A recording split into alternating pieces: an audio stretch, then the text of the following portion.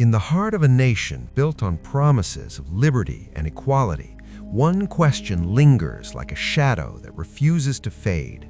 Has justice ever fully reached Black Americans in the United States? This story unfolds through centuries of struggle, revealing moments of hard-won progress tangled with relentless setbacks. And by the end, you'll see how the fight persists today.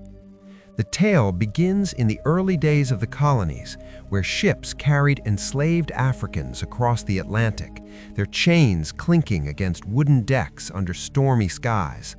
By the 1700s, millions toiled on plantations in the South, their labor fueling an economy that thrived on cotton, tobacco, and sugar. Laws treated them as property, not people, codes that forbade reading, gathering, or even marrying without permission. Whispers of rebellion stirred, like Nat Turner's uprising in 1831, where he led a group through Virginia's fields, striking back against the overseers. But the response was swift and brutal. Militias hunted them down, and new laws clamped tighter, banning education and assembly. Freedom seemed a distant dream, yet underground networks formed, guiding runaways north via hidden paths and safe houses. As the nation split over slavery, the Civil War erupted in 1861, cannons thundering across battlefields from Gettysburg to Antietam. Abraham Lincoln's Emancipation Proclamation in 1863 declared freedom for those in rebel states, a beacon amid the chaos. Union soldiers, including Black regiments like the 54th Massachusetts, charged into the fray, their bravery turning tides. When the war ended in 1865, the 13th Amendment abolished slavery, and for a fleeting moment, hope bloomed. Black men voted, held office. Hiram Revels became the first Black senator in 1870.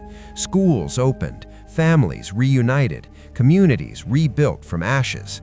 But shadows gathered as southern states resisted, forming groups like the Ku Klux Klan, who rode at night in white hoods, burning homes and lynching leaders to reclaim control.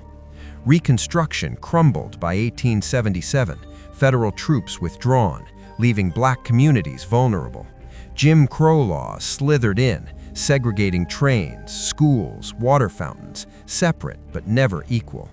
Poll taxes and literacy tests barred voting, while sharecropping trapped families in debt cycles resembling slavery's grip. Lynchings terrorized the South, bodies swinging from trees as crowds gathered like spectators at a grim festival.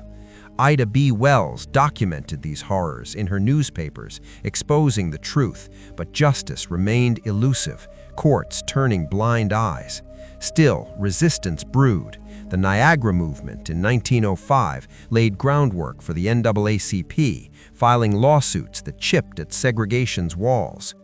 The Great Migration saw millions flee north in the early 1900s, seeking factory jobs in cities like Chicago and Detroit. Yet discrimination followed.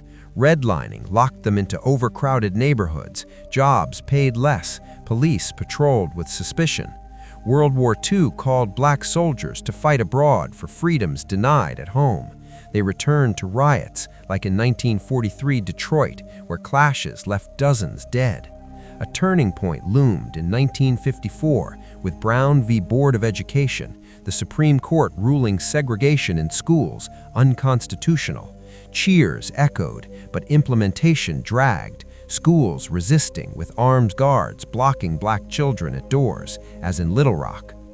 The Civil Rights Movement ignited in the 1950s, a fire sparked by Rosa Parks' quiet defiance on a Montgomery bus in 1955. Boycotts spread, Martin Luther King Jr. leading marches with words that rang like thunder, nonviolence as a weapon. Freedom Riders boarded buses in 1961, facing firebombs in Alabama, their charred vehicles a symbol of hatred's fury. Bloody Sunday in Selma on Selma's Bridge saw state troopers unleash dogs and clubs on peaceful protesters, footage shocking the nation. Victories came. The Civil Rights Act of 1964 banned discrimination. The Voting Rights Act of 1965 dismantled barriers. Malcolm X's voice rose too, urging self-defense and pride. His assassination in 1965, a stark reminder of the cost.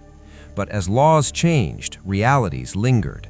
Urban uprisings in Watts, Newark, Detroit in the 1960s exposed boiling frustrations over poverty and police brutality.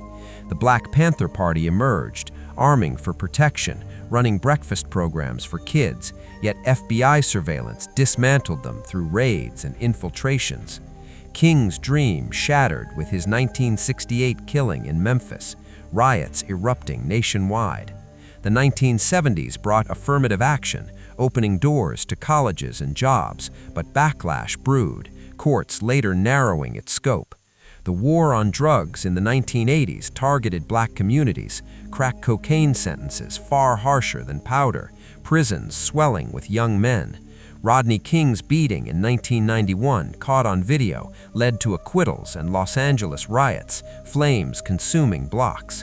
The 1994 crime bill expanded incarceration, creating a system critics called modern slavery. Yet cultural power grew. Hip-hop voiced truths. Oprah built an empire. Barack Obama ascended to president in 2008, a milestone that felt like dawn. That dawn dimmed with Trayvon Martin's death in 2012, his hooded figure sparking Black Lives Matter. Michael Brown in Ferguson, Eric Garner in New York, their last breaths captured on phones, protests filling streets. Body cameras revealed patterns. Philando Castile shot during a traffic stop. Breonna Taylor killed in her home during a botched raid. George Floyd's murder in 2020 under a knee ignited global outrage. Cities marching, statues toppling. Reforms promised. Defund the police calls, bans on chokeholds, but change stuttered. Qualified immunity shielding officers, voting restrictions resurfacing in states. Today, disparities persist. Black Americans face higher unemployment, shorter lifespans, school-to-prison pipelines. Wealth gaps widen, descendants of slaves seeking reparations denied. Supreme Court rulings roll back affirmative action in 2023, echoing old barriers. Yet stories of resilience shine. Kamala Harris as vice president, movements pushing for equity. The question remains, has justice arrived, or does the struggle continue, each generation picking up the torch? As this chapter closes, reflect on the threads woven through time, from chains to ballots, marches to movements. The story isn't over, it's yours to carry forward. Subscribe for more on Black history in America. Like if this resonated. Comment your thoughts below. What's one step toward justice we can take today?